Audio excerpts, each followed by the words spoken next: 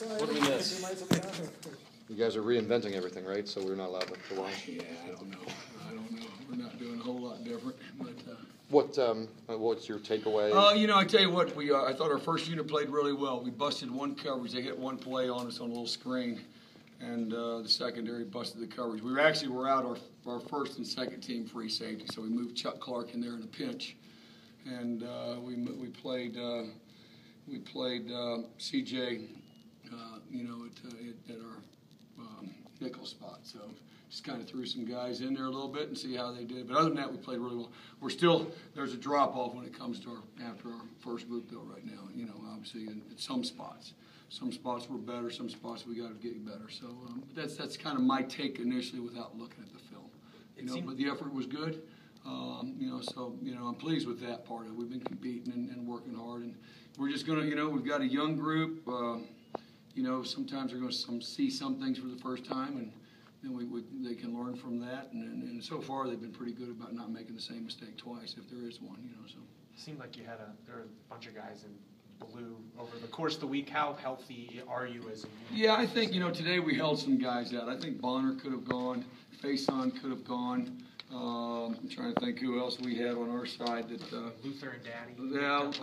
Yeah, Daddy went. I'm trying to think. I think we kept Luther out, which he's an impact guy in there. But yeah, I mean, we get those guys back. I think we obviously we've helped ourselves. And that's one thing I challenge our guys. We got to be good off the field, meaning in the training room and taking care of be a professional that way. And we've got a great staff from that standpoint. And they got to do a great.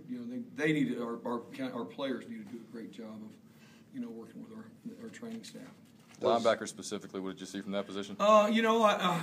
Just from my initial, it looked like I thought Chase Williams, I thought Deion Clark, and I thought Andrew Matua-Pawaka played pretty well. Domin McKinnon's been battling. We kept him out. He's been battling turf toe, and he just hasn't been full speed. So I've looked at Jamion Moss. I'm anxious to see how he played when it's all said and done. They popped a couple runs on his side, so I'm curious to see what happened right there. But we've got to get. I think we got to get that second backer better right now. D-Mac's been laboring for about a week and has missed a lot of time, and it's hurting. So it's hurting us right there a little bit too from a depth standpoint. We've heard Matua-Pawaka a lot from you, some of the other coaches. Has he has he forced his way into having a role on this defense? Yes, he has. He has. And obviously right now Chase I think is playing his best football that he's played here. And Andrew is coming to that level. What Chase is good about right now is the communication and getting everybody lined up and a take charge guy, which you expect from a fifth-year senior. Andrew is playing fast, a lot faster and more decisive than he did in the spring. And I was here all summer. Obviously, we did some team stuff, against each other, and you can see that development. Now he's got to be more vocal as that quarterback of the defense, so to speak, up front. But is really playing really, really well right now and playing fast. And I think he's got a chance to be a really special player. So he could only play in the middle. Could he play other? He could, but it's even though they're similar positions, they're still unique. It's unique differences when it's all said and done. So no, that'd be hard. But I like where he is right now. And I think, he's a guy, I'd like to get to where we can play him a little bit more, and I'd like to get where we get a backer. If D-Mac's the guy, which I think he can be, but, that you can spell those first guys a little bit because they're athletic and have some ability. So it's not like there's a big drop-off at those, between first and second at that position, which I'm encouraged by. We've asked you about the freshman defensive lineman a bit. Are there any freshmen in the secondary you think could play this year? I tell you what, Greg Stroman showed some signs early, kind of has leveled off a little bit. But, he's a guy that, that I think can help us. I really do, and we'll see how much.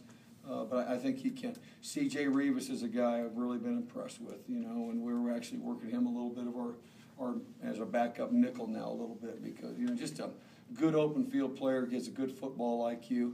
Ricky Walker's a guy that we're, could figure in right now. You know, obviously, you're a play away from being the guy, and that's one of those spots that can get nicked up pretty quickly. You know, we got Woody Barron back. You know, he just really kind of came on this last half of the week. You know, so, you know, I think he's going to continue to get better. But we played a lot of those guys a bunch today, so I'm anxious to see how Woody played and how Ricky played. Ricky does some really good things, and then he does some things like a freshman, you know. But I'm really excited about him, you know, in his future.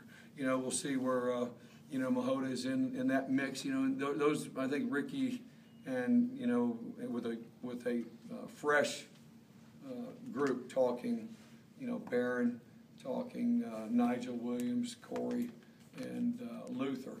You know, who's going to be that fifth guy, you know, right there. Because a lot of times that's what we travel with is 5 defensive tackles.